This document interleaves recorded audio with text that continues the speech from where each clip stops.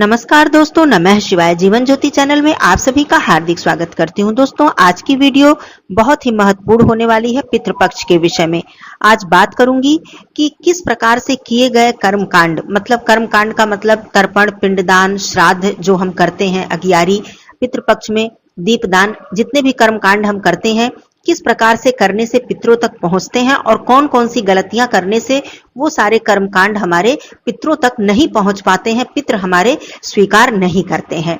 तो ये बातें आप लोगों को जानना बहुत जरूरी। इसमें से बहुत सारी ऐसी बातें हैं जो छोटी छोटी सी बातें हैं जिन्हें ध्यान देना हमारे लिए बहुत जरूरी है। दूसरी चीज, हमारी एक बहन का प्रश्न था कि मान लीजिए कि कोई नियम है जो हमें अभी मालूम चला, शास्त्रों में जो वर्णित है उसे यदि हम अपने बुजुर्गों को बताते हैं या फिर हमारे जो बड़े बुजुर्ग हैं वो पहले समय से कुछ और नियम से करते चले आए हैं और उन्हें यदि हम बता रहे हैं तो वो उस चीज को स्वीकार नहीं करते हैं। ऐसे में क्या किया जाए? दूसरी बात, बड़े थे पहले, उनके नियम कुछ अलग थे। जैसे वो नियम जो मानते चले आए थे वही नियम आज भी वो मानते हैं, और यदि हम उन नियमों के बारे में बताते हैं कि ये नियम ऐसे नहीं ऐसे होना चाहिए तो वो इसे स्वीकार नहीं कर पाते हैं। तो क्योंकि उनकी वो मान्यता है, शुरू से वो चीज वो करते चले आए हैं। तो ऐसे में हम क्या करें, क्या उपाय है, इसके विषय में भी मैं बात करूंगी। तो आप लोग वीडियो को देखिएगा, समझिएगा, और यदि अच्छा लगे तो इसे शेयर जरूर कर दीजिएगा, क्योंकि किसी और के भी उपयोग में ये वीडियो आ जाए तो बहुत अच्छी बात है। चैनल पे पहली बार है तो चैनल को सब्सक्राइब कर लीजिएगा। कमेंट बॉक्स में नमः शिवाय अवश्य लिखिएगा। तो देखिए, मैं यहाँ पर कहना चाहती हूँ कि उनके जो नियम है यदि वो कहने पर मान लेते हैं तो ठीक है, नहीं तो आप उनको उनके नियम के हिसाब से करने दीजिए। आपसे जितना हो पाए, आप उस घर की बहू हैं, आपसे जितना हो पाए आप करें। ये बात बहुत से घरों के लिए है जहां पर ऐसी समस्याएं हैं, क्योंकि मैंने ये स्वयं देखा है कि पहले समय के लोग जैसे ही पितृपक्ष शुरू होता था सबसे पहले तो वो पूजा पाठ करना बंद कर देते हैं, बिल्कुल भगवान को स्पर्श नहीं करते हैं। यहाँ तक कि भगवान जी से संबंधित जो पूजा के पात्र इत्यादि होते हैं उनको भी स्पर्श नहीं करते हैं। उनकी ये मान्यता है कि हम बिल्कुल अशुद्ध हो चुके हैं, हम अशुद्धि की अवस्था में हैं, तो हम पूजा कैसे करें। तो यहाँ पर मैं बताना चाहती हूँ कि देखिए, जब शास्त्रों में यह वर्णित है कि हमें पूरे पितृपक्ष में भगवत गीता के 7वें अध्याय का पाठ करना चाहिए, या फिर हम भगवत गीता का संपूर्ण अध्याय पाठ कर पाए तो और अच्छी बात है। तो यदि हम अशुद्ध हैं तो हम भगवत गीता का पाठ कैसे करेंगे? हमें तुलसी पत्र का प्रयोग करना चाहिए। तो हम तुलसी पत्र कैसे तोड़ेंगे, कैसे स्पर्श करेंगे यदि हम अशुद्ध हैं? दूसरी बात, हमें पितृ गायत्री मंत्र का जप करना चाहिए। तो पितृ गायत्री मंत्र का जप हम कैसे करेंगे? हम अशुद्ध हैं। तो ये सारी बातें समझने वाली है। यदि हम इन्हें सोचें कि हम अशुद्ध नहीं होते हैं, हमें पितरों की पूजा के साथ साथ अपने देवी देवताओं की पूजा भी उसी प्रकार से करनी चाहिए। पितरों का तर्पण करने के साथ साथ हमें भगवान सूर्य देव जी को जल अवश्य देना चाहिए। अब देखिए, पितृपक्ष में पीपल में जल देना कितना ज्यादा पुण्यकारी बताया गया है। इससे हमारे पितरों को मोक्ष की प्राप्ति होती है। तो हम अशुद्ध अवस्था में पीपल में जल कैसे देंगे? पीपल में तो सभी देवी देवताओं का वास होता है, भगवान विष्णु जी का स्वरूप है पीपल वृक्ष। हम तुलसी पूजा कैसे करेंगे, जबकि पीपल पूजा और तुलसी पूजा पितृपक्ष में बहुत ही विशेष बताई गई है, बहुत ही लाभकारी बताई गई है। तो इन बातों को आप समझने का प्रयास करें कि हम अशुद्ध नहीं हैं। केवल पितृपक्ष में हम अपने आप को पितरों को समर्पित करते हैं, उनके लिए हम श्राद्ध करते हैं, पिंडदान करते हैं, दीपदान करते हैं और उनसे प्रार्थना करते हैं, उन्हें प्रसन्न करने का प्रयास करते हैं। लेकिन साथ साथ हम अपने देवी देवताओं को भी प्रसन्न करेंगे, क्योंकि श्री हरि विष्णु भगवान जी के बिना तो पितरों का मोक्ष मुक्ति हो ही नहीं सकती, किसी की मुक्ति नहीं हो सकती। तो हम कैसे भूल सकते हैं भगवान को, कैसे हम भूल सकते हैं पूजा करना। चलिए, ये बात हो गई। अब बात करती हूँ कि कौन कौन से ऐसे कार्य हैं जिसके बिना हमारे पितर अतृप्त रह जाते हैं, असंतुष्ट रह जाते हैं। तो देखिए, सबसे पहली बात तो जो भी श्राद्ध कर्म है, पिंडदान का कार्य है, दीपदान तो हम संध्या के समय करते हैं, सूर्यास्त के समय, लेकिन जो पिंडदान और श्राद्ध का कार्य है ये हमें कुतुब बेला में करना चाहिए, अर्थात दोपहर के समय। इसीलिए श्राद्ध की जो तिथियां हैं दोपहर में जब हमें प्राप्त होती हैं तभी हम श्राद्ध की तिथि उस दिन उसको मानते हैं। दूसरी बात, तुलसी पत्र, कुशा और काला तिल, ये तीन चीज बिल्कुल ध्यान रखिए। सफेद तिल नहीं, सफेद तिल पितृ स्वीकार नहीं करते हैं। काला तिल, कुशा और तुलसी पत्र, इन तीन के बिना यदि आप कर्मकांड करते हैं, पिंडदान, श्राद्ध में का भोजन बनाते हैं, तर्पण करते हैं बिना कुशा और बिना काले तिल के, तो वो पितृ स्वीकार नहीं करते हैं। तो इन तीन चीजों का प्रयोग आप अपने पूरे पितृपक्ष में अवश्य करें। दूसरी चीज, कच्चा भोजन। श्राद्ध में कच्चे भोजन का प्रयोग न करें। कच्चा भोजन क्या होता है? जैसे कि दाल, चावल, रोटी, सब्जी, इनका प्रयोग नहीं करना चाहिए। देखिए, पुराने समय से ये बातें कही गई हैं कि हमें पितृपक्ष में रसोई महकानी चाहिए, कड़ाही महकानी चाहिए। इसका क्या मतलब है? महकता कैसे है हमारा रसोई? तली हुई चीजों से, जैसे पूड़ी, पकौड़े, जलेबियां, बड़े, इन सब चीजों से हमारी रसोई महकती है। जब कुछ तला जाता है, कुछ इस तरह की चीजें बनाई जाती हैं, तो यही कहा जाता है कि वो जो सुगंध है वो पितरों तक पहुंचता है। इसीलिए हमें पक्का भोजन बनाना चाहिए। खीर बहुत ही ज्यादा महत्वपूर्ण होता है, तो हमेशा हमें पक्की रसोई अपने पितरों के लिए बनानी चाहिए और उन्हें भोग लगाना चाहिए। दूसरी चीज, श्राद्ध का भोजन कभी भी चखना नहीं चाहिए। जैसे कि अक्सर हम किसी फंक्शन में या फिर किसी ऐसे मौके पर हम जब भोजन बनाते हैं तो हम उसे चख लेते हैं कि देखिए कैसा बना है। ऐसा ना हो कि मेहमान उसे खाएं तो हमारी बेइज्जती हो, इसमें कोई कमी रह गई हो। अक्सर हम ऐसा करते हैं, लेकिन यहाँ पर ध्यान देने वाली बात है, जब हम ब्राह्मणों के निमित्त भोजन बनाते हैं या फिर हमें ब्राह्मणों के निमित्त नहीं भी बनाते हैं, जैसे हमारी तिथि नहीं है, श्राद्ध नहीं करना, प्रतिदिन की मैं बात कर रही हूँ, हम जो भोजन पहली रसोई बनाते हैं वो पितरों के निमित्त भोग लगाते हैं सबसे पहले, तो वो भी हमें भोजन नहीं चखना है और श्राद्ध का भी भोजन हमें नहीं चखना है। आपको इस बात की चिंता बिल्कुल नहीं करनी है कि नमक ज्यादा है या कम है, या मिर्ची ज्यादा है या कम है, या भोजन स्वादिष्ट है या नहीं है।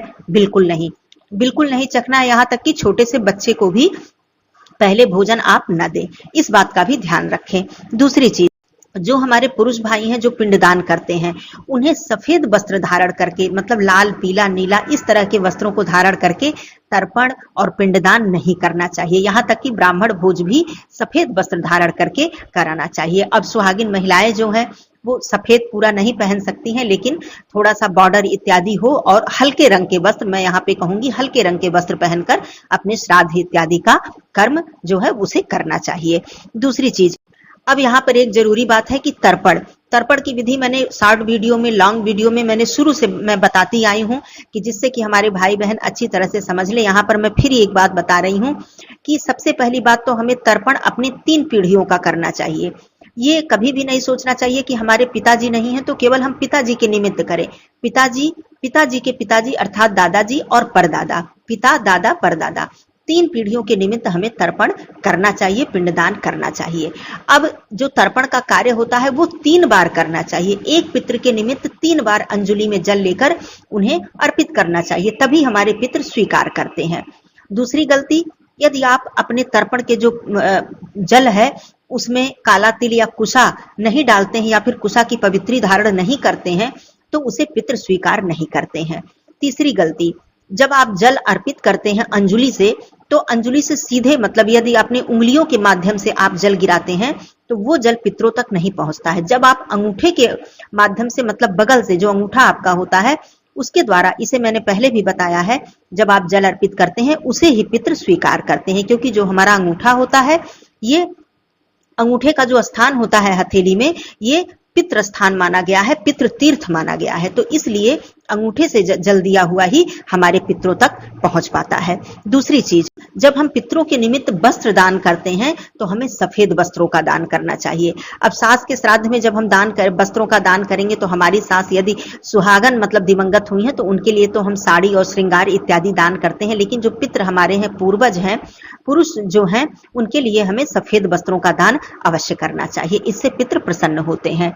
दूसरी चीज, पितृ गायत्री मंत्र का जप हमें निरंतर करते रहना चाहिए, या फिर भगवत गीता के 7वें अध्याय का पाठ, या फिर भगवान विष्णु जी के मंत्रों का जप हमें अपने पितरों के लिए अवश्य ही करना चाहिए। ये सारे कार्य जब हम ध्यान देते हैं, इस तरह से करते हैं, तब वो पितरों तक पहुंचता है। दूसरी चीज, आप मान लीजिए कि ब्राह्मण भोजन नहीं करा पा रहे हैं किसी परिस्थिति, बस वैसे तो हमें कराना ही चाहिए, मैं एक मतलब विकल्प दे रही हूं कि नहीं करा पाते हैं तो कैसे आपका श्राद्ध कर्म पूर्ण हो। तो श्राद्ध कर्म आपका, सबसे पहले आपने रसोई बनाई, रसोई बिल्कुल जूठी नहीं होनी चाहिए, लहसुन प्याज का प्रयोग नहीं होना चाहिए, शुद्ध सात्विक भोजन होना चाहिए, उसमें बैगन की सब्जी, मूली, गाजर इत्यादि का प्रयोग नहीं होना चाहिए, हींग, काला नमक का प्रयोग ना करें, साग का प्रयोग ना करें। तो आप सबसे पहले उसे तैयार करें और पंचबली निकालें। उसके बाद आप अगियारी करके, जैसे पितरों के निमित्त हम अगियारी के द्वारा भोजन उन्हें पहुंचाते हैं, उनको अर्पित करते हैं, अगियारी कर लें और पितरों को प्रणाम करके उन्हें कहें कि जितना हमसे हो सका मैं इस कार्य के लिए विवश हूं, नहीं कर सकती हूँ, आप सब कुछ समझते हैं, जानते हैं, तो जितना मुझसे हो सका मेरा भाव, मेरी श्रद्धा आपके लिए अर्पित है, आप इसे स्वीकार करें। और वो भोजन आप गौ माता, कौवा, कुत्ता, चींटी सबको आप दे देंगे तो आपका श्राद्ध समझिए पूर्ण हो गया, श्राद्ध का पुण्य फल आपको मिल जाता है। लेकिन ब्राह्मण भोजन कराते हैं तो ये बहुत उत्तम है। तो ये सारा कार्य यदि हम ध्यान देकर करते हैं तो ये जो हमारा कर्मकांड है ये पितरों तक पहुंचता है। अब इसमें सबसे जो जरूरी बात है दोस्तों वो मैं बता दूं, नियम तो मैंने बता दिए, इसमें सबसे जरूरी बात है हमारी श्रद्धा, हमारा भाव। यहाँ तक विष्णु पुराण में कहा गया है कि यदि हम बिल्कुल ही असमर्थ हैं, हमारे पास धन नहीं है, हमारे पास शारीरिक शक्ति नहीं है, हम बिल्कुल ही असमर्थ हैं, हम कोई भी कर्मकांड नहीं कर पाते हैं, तो केवल आप अपने पितरों का ध्यान करके, दक्षिण दिशा की तरफ मुख करके, अपने पितरों का ध्यान करके, हाथों को ऊपर उठाकर उनसे कहें, हे पितृ देवता, हे पितृगण, मैं इन कार्यों को करने में असमर्थ हूँ, हमारे पास धन नहीं है, हमारे पास शारीरिक शक्ति नहीं है, या जो भी आपकी व्यवस्था हो आप उनसे बताएं, और मेरे पास आपके लिए श्रद्धा है, भाव है, मेरी इस श्रद्धा को आप स्वीकार करें और मुझे क्षमा करें, मुझे आशीर्वाद दें। अब इतना करके आप यदि कुछ नहीं कर पाते हैं तो केवल आप बिस्किट है या कोई ऐसी चीज है, ब्रेड है या कोई ऐसी चीज है, आप कौओं के लिए, कुत्ते के लिए डाल दें, या चिवड़ा, जो चूड़ा पोहा आता है, इसको बनाने की भी आपको जरूरत नहीं, पोहा है, थोड़ा दही मिलाकर, दूध मिलाकर आप डाल दें, ये भी आपका श्राद्ध हो गया। लेकिन यदि आपकी व्यवस्था है तब उसे समझेंगे पितृ देवता, क्योंकि वो भी देवता तुल्य, जैसे भगवान हमारी व्यवस्था समझते हैं, जैसे हम उनसे अपनी व्यवस्था बताते हैं, अपनी परेशानी बताते हैं, वैसे ही हमारे पितृ हमारी व्यवस्था समझते हैं। लेकिन हम सक्षम होकर नहीं कुछ करते हैं तो ऐसे में तो हमें माफी नहीं मिलने वाली है कि हम सब कुछ करने लायक हैं और फिर भी हम नहीं कर रहे हैं। तो दोस्तों ये सारे नियम थे और बहुत ज्यादा जो कंफ्यूजन वाली बातें थी वो भी आपकी क्लियर हुई होंगी, और जो गलतियां मान लीजिए आप करते आए हैं उसे भी आप लोग जरूर सुधारें। जब से जानकारी हो जाए तभी से सुधार लाएं। इसमें कोई बात नहीं कि जब हमें जानकारी नहीं थी तो हमारे ऊपर दोष नहीं लगता है, लेकिन जानकारी होकर यदि हम करते हैं तब हमें दोष लगता है। तो बातें अच्छी लगी हो तो लाइक जरूर ही कर दीजिएगा। आपके लाइक से हमें प्रेरणा मिलती है, उत्साह मिलता है। फिर मिलती हूँ एक अन्य वीडियो के साथ, तब तक के लिए धन्यवाद। नमः शिवाय, हर हर महादेव।